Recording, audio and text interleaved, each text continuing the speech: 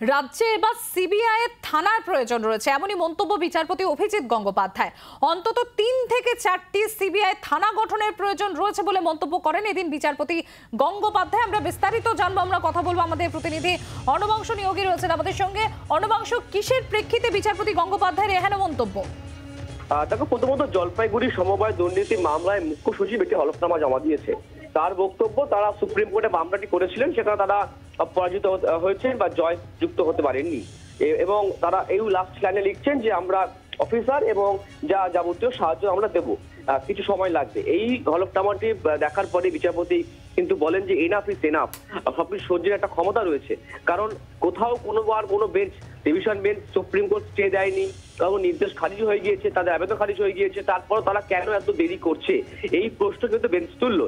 যেখানে তারা বলছেন, বিচারপতি বলছেন যে রাজ্যে এবার সিবিআই থানার প্রয়োজন রয়েছে, আরো 3-4টি থানা দরকার আছে, এমনটা মন্তব্য করেছেন বিচারপতি। আগামীকালকে এই মামলা মূল শুনানি হবে। সিবিআই তরফ থেকে প্রেয়ার দেওয়া হয় যে কেন তারা এটা মানলো না মুখ্য সচিব, সেটা কিন্তু শোকজ করা উচিত। আগামীকালকে বিচারপতি সমস্ত বিবেচনা করেই কিন্তু মামলা হিয়ারিং করবেন এবং নির্দেশ দেবেন।